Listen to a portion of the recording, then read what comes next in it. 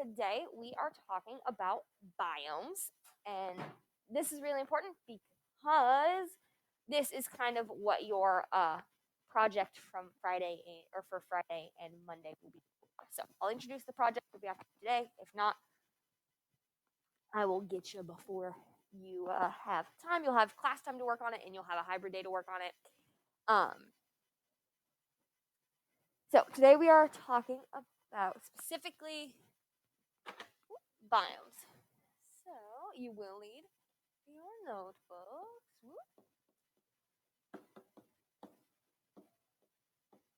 Now, if you remember from our What is Ecology lecture, we talked about the levels of organization, how it starts with the individual, it goes to a population, populations make up communities, communities make up ecosystems, similar ecosystems make up biomes, and biomes make up the planet. Oh, that's not how you spell planet.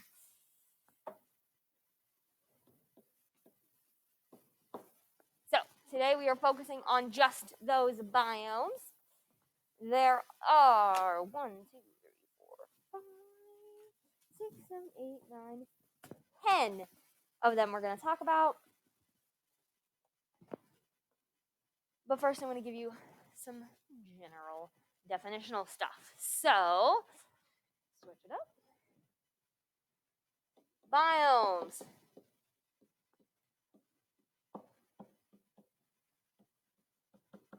Are described in terms of abiotic factors.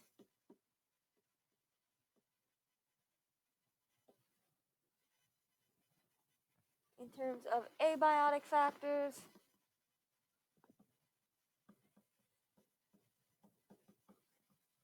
Like climate and soil type.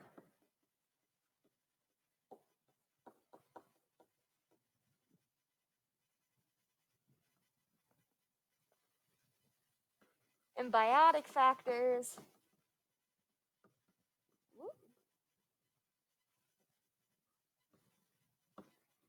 Like plant and animal life.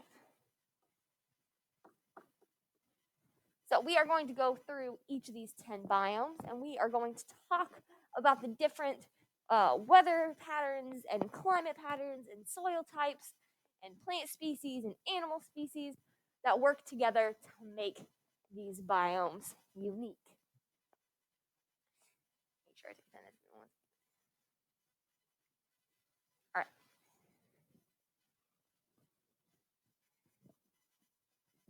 They're also, let me make this bigger.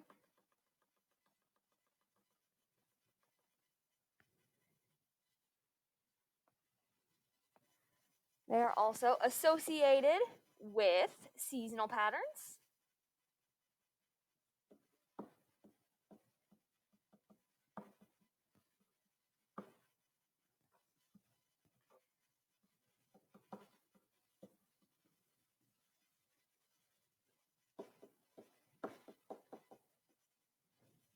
So the seasons that happen in one biome are much different than the seasons that happen in other biomes. Some might have stronger, more defined seasons. Others might not change very much at all.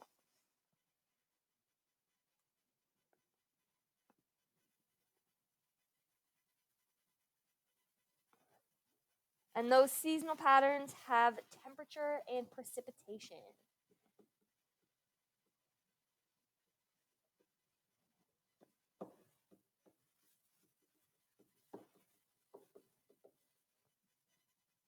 So we've got different biomes that have different temperatures at different times of the year.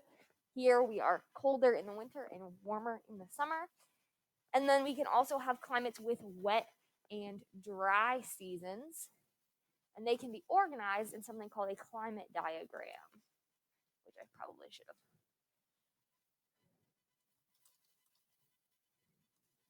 pulled up beforehand. All right. So just an example of a climate diagram.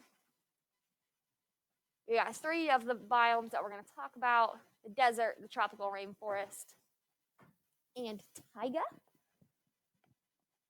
So in the desert, we can see that our temperature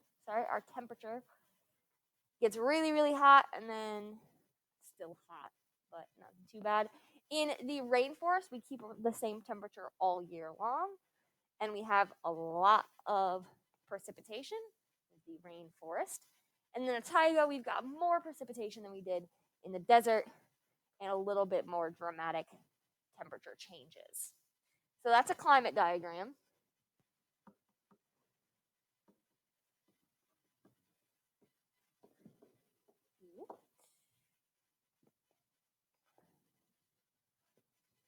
Any questions about how this works? So, organisms in each biome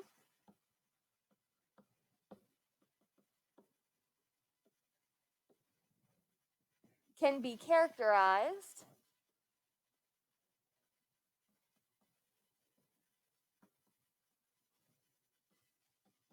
by adaptations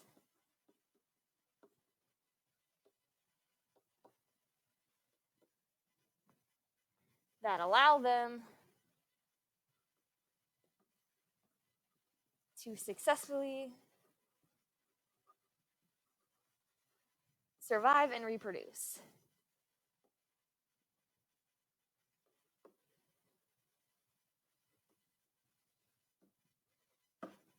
In their environments. Bless you. If we looked at a picture of a bunny that is adapted to a desert climate, and we looked at a picture of a bunny that is adapted to a more varied climate, they'd look different.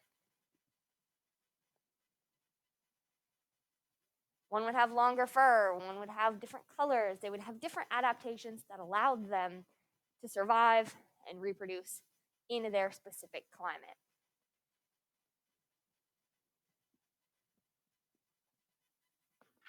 We will talk a lot about adaptations when we learn about genetics and evolution next semester. But for now, an adaptation is just something that improves an organism's quality of life and increases their likelihood to survive and reproduce. So we can look at kind of where our biomes are distributed. This biome distribution only has 7 of our 10, but that's all right. So, oh, that's really, really big. Make it small. All right.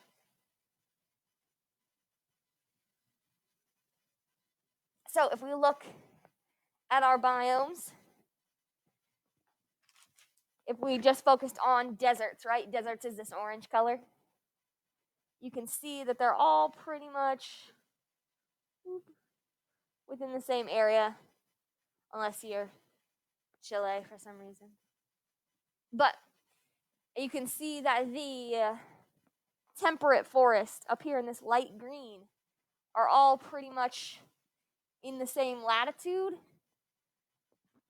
Talked about what makes climate, what the factors that help affect climate. I think that was his thoughts. And that the latitude or the closeness or distance from the equator determines this specific type of climate in a region. And that helps us determine our biomes. So within a biome, so if you look at this chunk of desert right here, and this chunk of desert right here, and this chunk of desert right here, within a biome,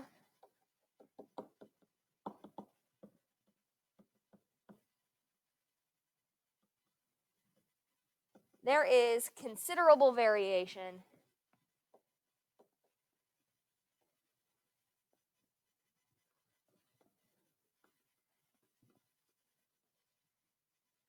in plant and animal communities.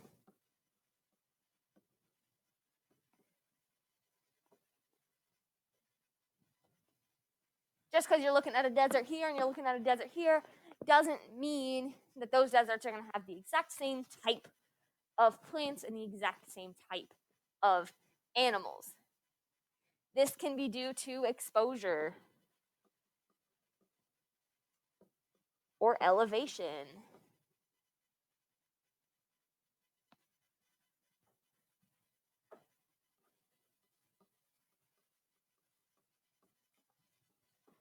Soil or humans. Believe it or not, we have a large effect on climate. So within a biome, there is a lot of variation. There's a lot of different types of ecosystems. So our biomes are just kind of broad examples, broad categories.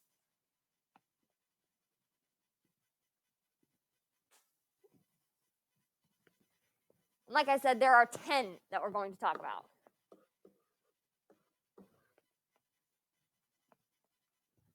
We'll go through them, name some abiotic and biotic factors. Like I said, this will be important information for you to have. So, the first of the 10 biomes we're going to discuss is the tropical rainforest.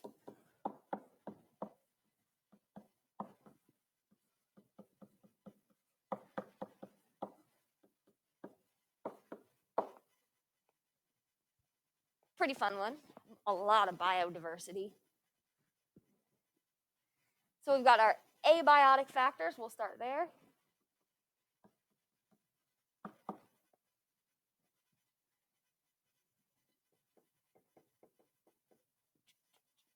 It is. We've got some thin soil. It is really hot.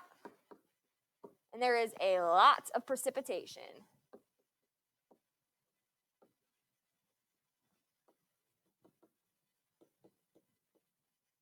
So, really thin soil, really hot all year round, and lots and lots and lots of precipitation.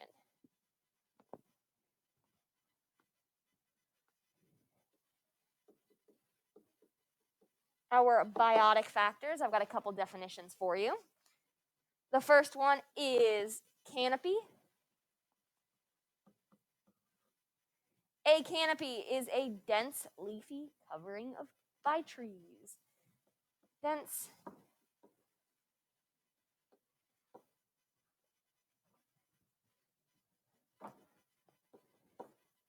leafy tree covering.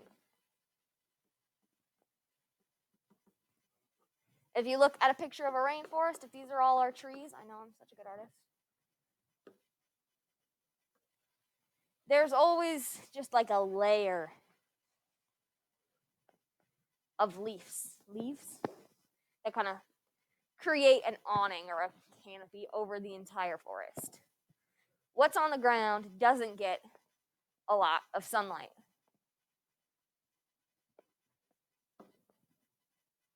Underneath that canopy, we have what is called the understory.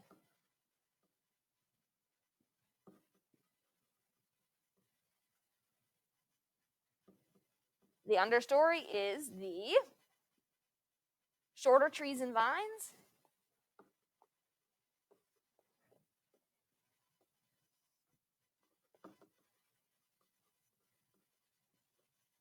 under the canopy.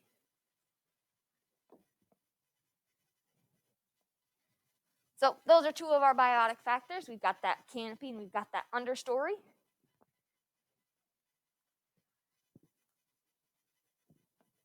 Between the canopy and understory, there is competition for sunlight. Talked about competition when we talked about species interactions. That competition isn't always two animals fighting. It could also be trees competing for sunlight or nutrients. We have lots of animals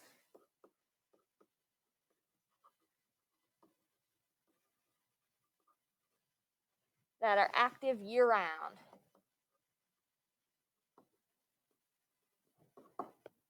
When I use the phrase biodiversity, it means how many different types of species are living in a certain area.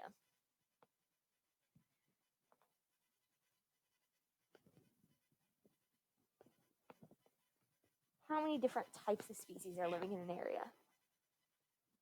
Rainforests have a lot of different species. They're one of the most biodiverse areas on the planet. All right. That is the tropical rainforest. Our example, is Brazil,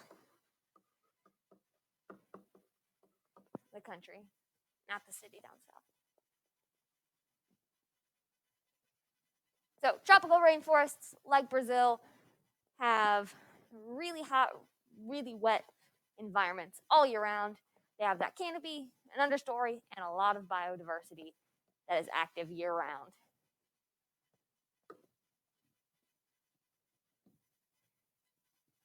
We've got our tropical rainforests, but we also have our tropical dry forests.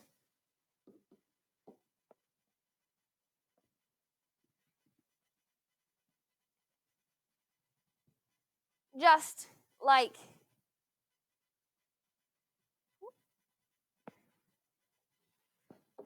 our tropical rainforest, we're going to break it down into abiotic and biotic factors. Our abiotic factors here, we've got both rainy and dry seasons.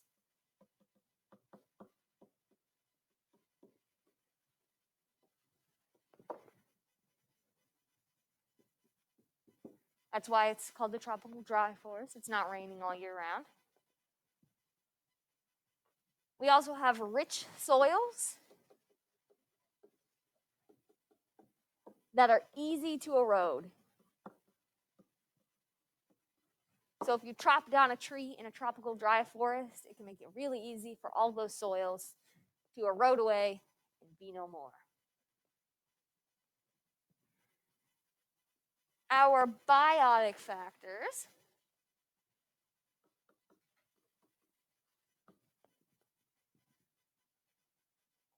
we've got deciduous trees,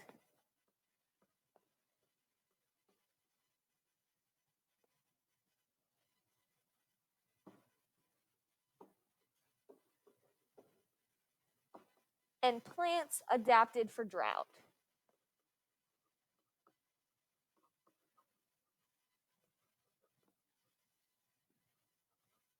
So deciduous trees are the trees that lose their leaves in the winter.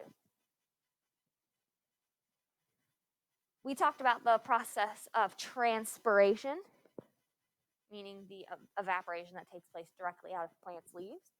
Deciduous trees lose their leaves so they can't lose water out of them. That way they can kind of hold that water through the dry season.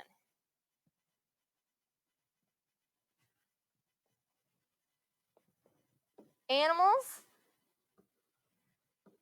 to avoid that dry season, can do one of two things. They can estivate, which is just hibernating, but for water keeping instead of cold avoiding. So, estivation is hibernation, but instead of trying to avoid how cold an environment is, they avoid how dry an environment is. They can also migrate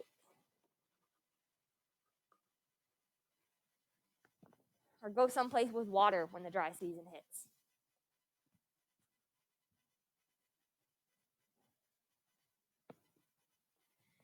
The example here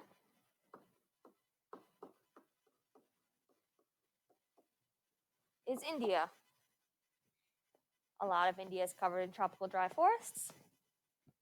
We have dry seasons, we have wet seasons, and we have plants adapted for those seasons.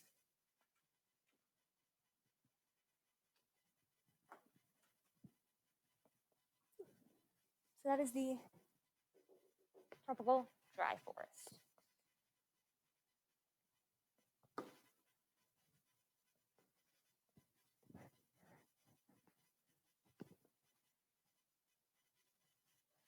We're still going to get tropical, but we're headed out of the forests into tropical grasslands. Tropical grasslands.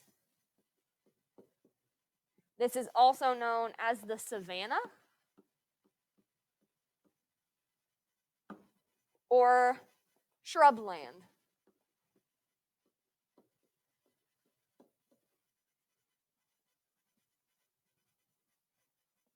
So, if you hear a biome called the savanna or a shrubland, it is also known as a tropical grassland.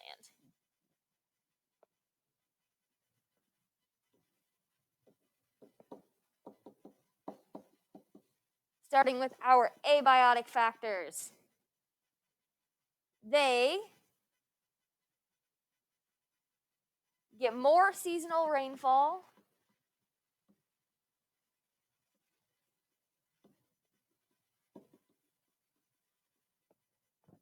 than deserts,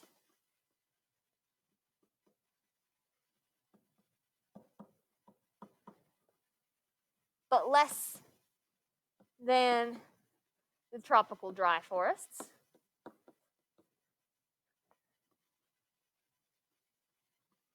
So they're kind of in between. More rain than a desert, not enough rain to be considered a tropical dry forest. They have really compact soils.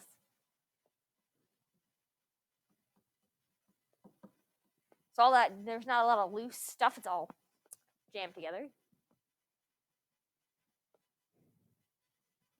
They also deal with fires started by lightning. So in those really, really dry seasons,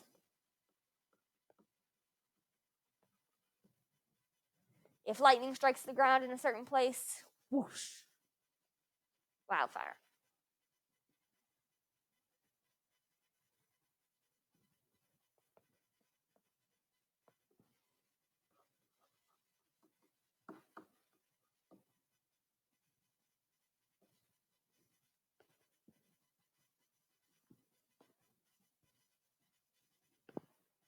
Our biotic factors. Plants are adapted to avoid grazing.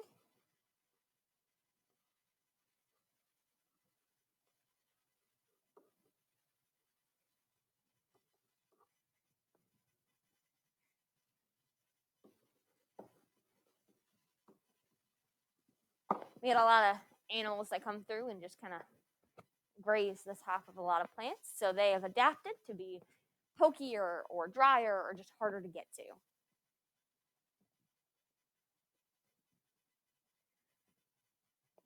Animals migrate or burrow, like meerkats. They burrow into the ground. The example here is Kenya.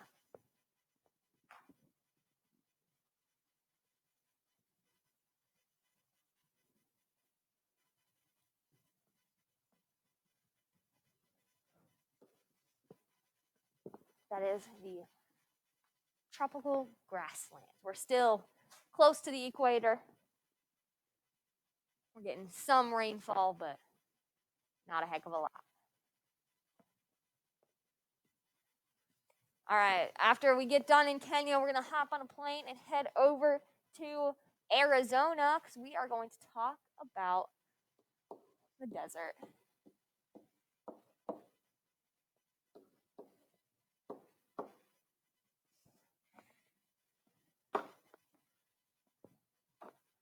So that's in Arizona.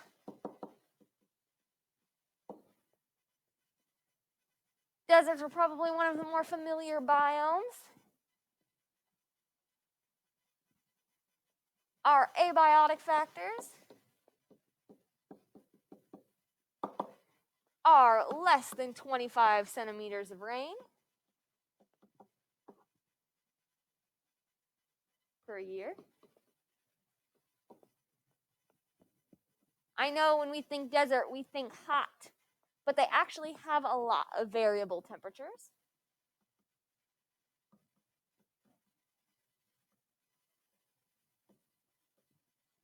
If you are trapped in a desert,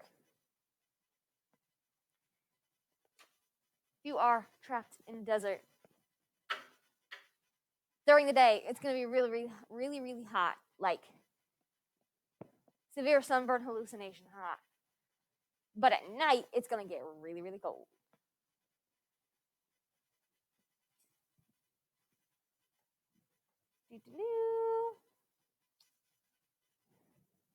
The soils are rich in minerals,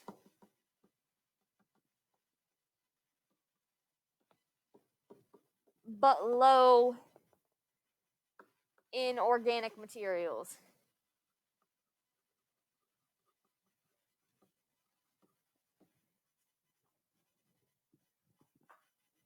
Not a lot of decomposers, not a lot of detritivores. In desert soils, there's not a lot of organic material for them to break down and live off of. Not a lot of tree leaves to fall and decompose in the desert. But we have a lot of minerals.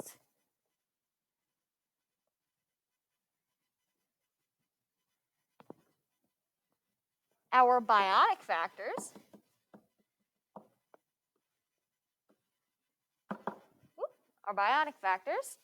plants store water,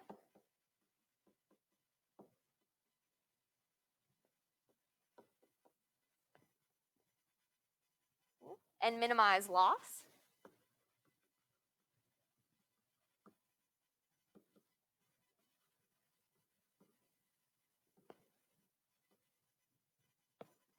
So my little cactus friend over here, bring him back out. I water him once a week, have since February. He's adapted to store water. He doesn't get a lot of it. It's a little bent, but animals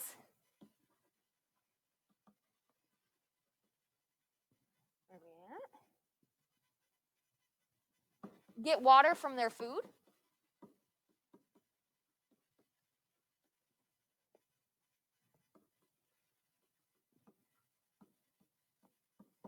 So if something was to come along and take a big old bite of this guy right here, they would get a lot of water from it because the plants are adapted to store water.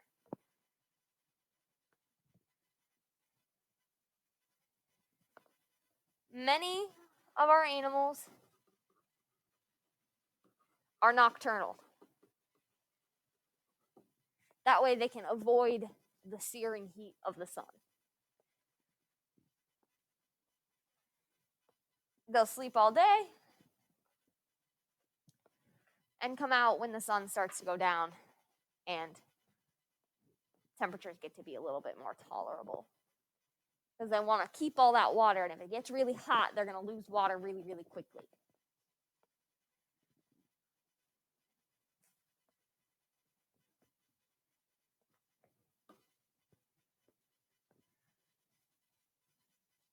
So we've spent some time in Arizona. We're going to drive on south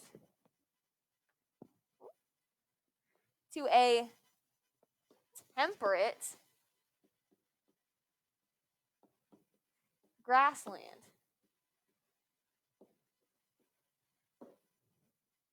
Like southern Texas.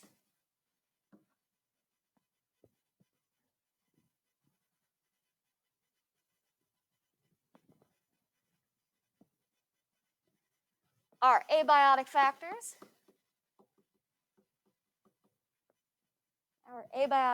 We got warm, hot summers warm, hot summers,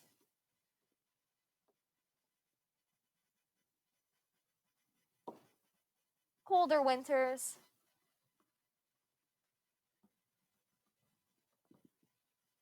and fertile soil.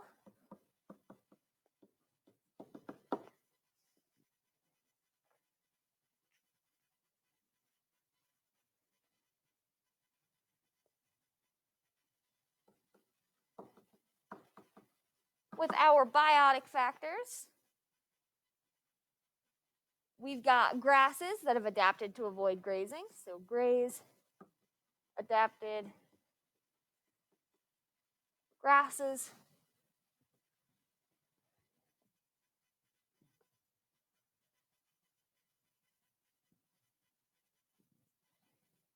And when it comes to animals, predation is a threat.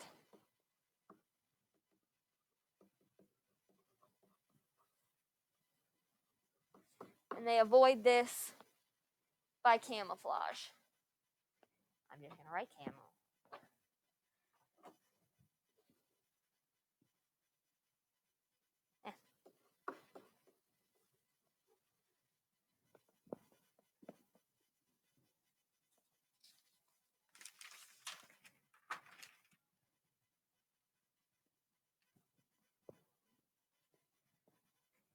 That's our temperate grassland.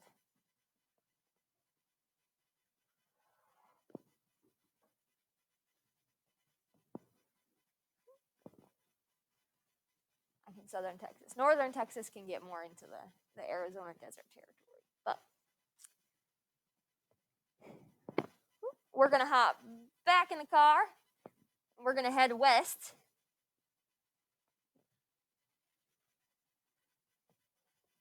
To a temperate woodland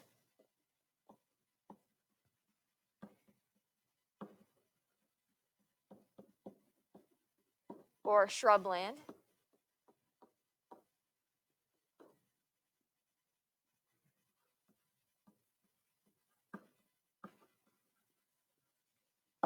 Like Los Angeles. Headed to LA.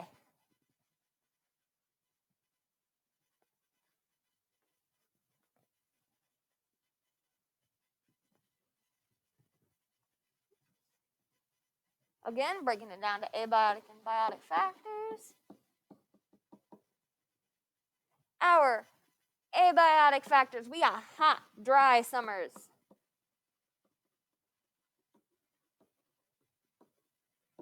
In the summer, they don't see a lot of precipitation. It's why wildfires are a big threat.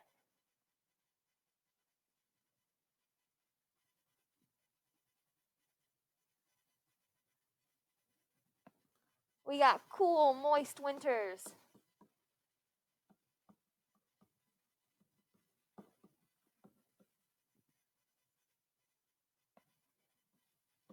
And we've got nutrient poor soils.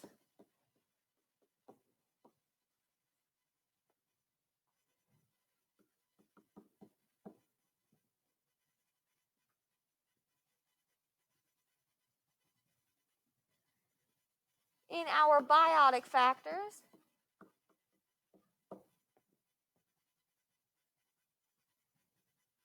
we've got drought adapted plants.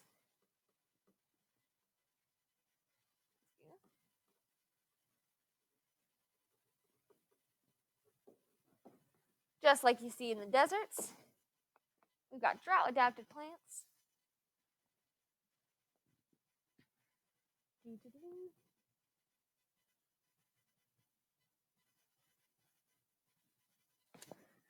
And they are often adapted to be fire resisted. Some plants need fires to germinate, which I think is really cool. Like their seeds can't germinate without wildfires. Pretty nifty. Our animals, our browsers, they tend to take what they can get.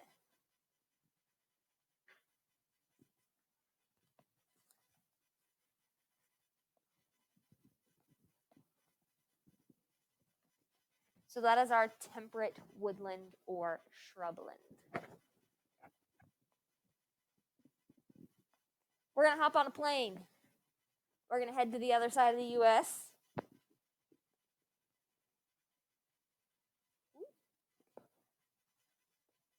Hop on a plane, head to the other side of the U.S. to a temperate forest.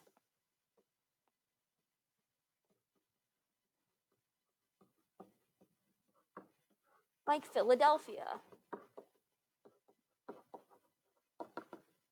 Or Philadelphia before it was turned into a big city.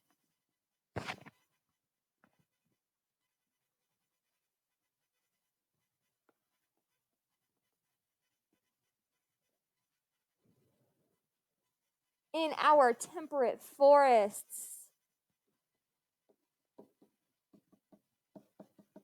we've got cold to moderate winters.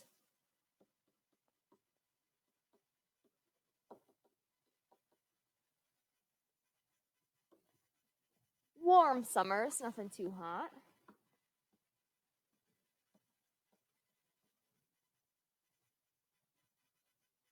And year-round precipitation.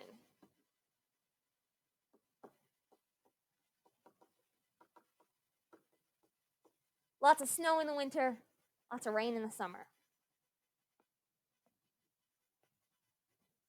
Our soils are rich in something called humus or humus. It's not hummus. So there's not chickpeas just chilling everywhere. It is actually material formed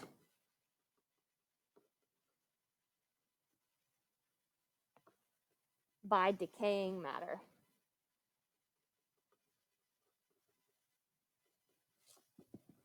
We got lots of plants, lots of trees that'll shed leaves and decay. That decaying matter is called humus. And our soils are rich in it.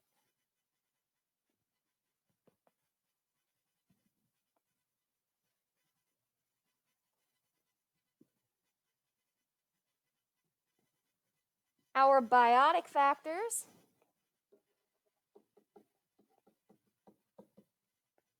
we've got both coniferous and deciduous trees.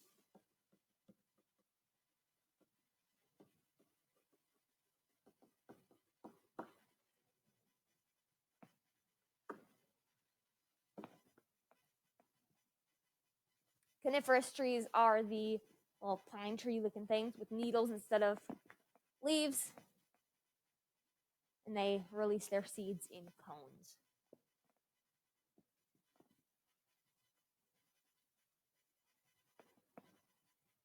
Animals cope with the cold. They hibernate, they migrate, they do something to avoid the cold.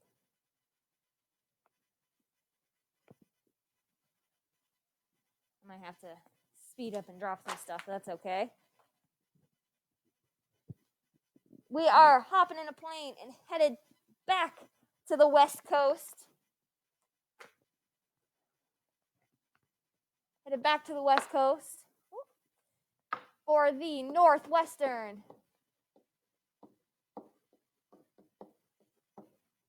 coniferous forest.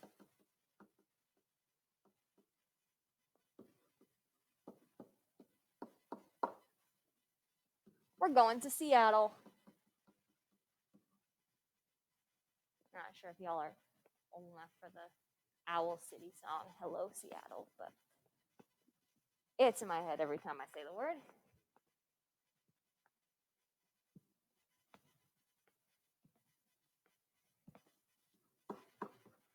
Abiotic, mild temperatures.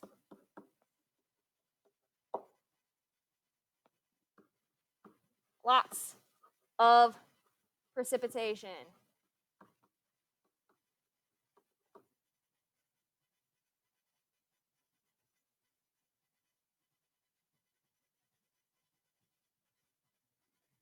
Biotic,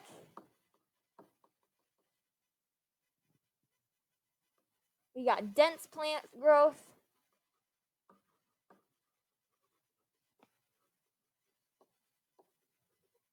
Really dense plant growth. And the world's tallest trees.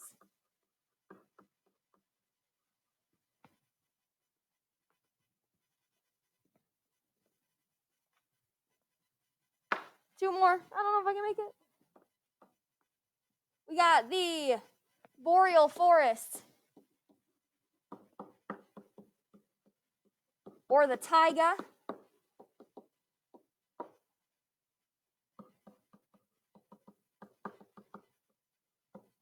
We got cold winters and short summers.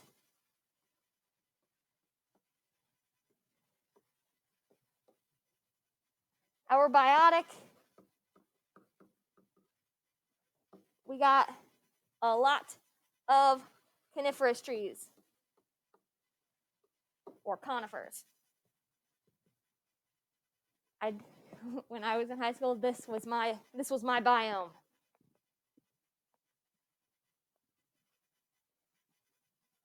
This is like Fairbanks, Alaska. So, southern Alaska. Fairbanks, Alaska.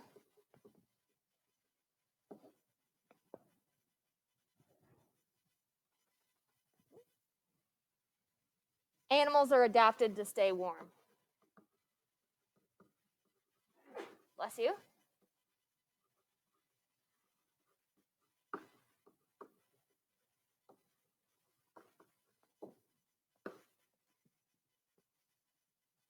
And the last one is the tundra. This is like northern Alaska.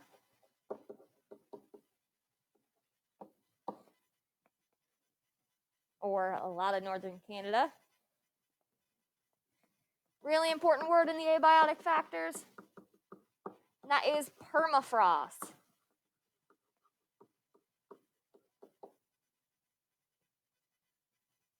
So, subsoil is permanently frozen.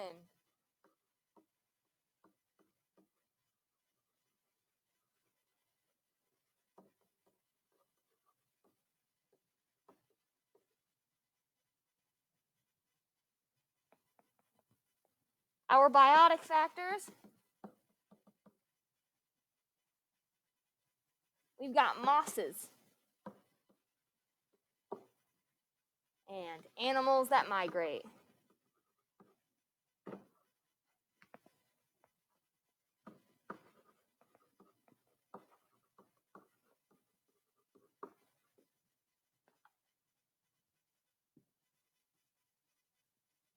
Mountain ranges are not a biome in and of themselves, but they do have conditions that vary via elevation. And the polar ice caps are their own thing as well, but they're not big enough to become a biome. They just border the tundra and are really cold year round. I will take the exit ticket off of Canvas. You do not have to do that because it took most of the time. I would take some time with those biomes and figure out one you really, really like, because it will come in handy to have a couple you enjoy before the project introduction on Friday. Cool, cool? Cool, cool.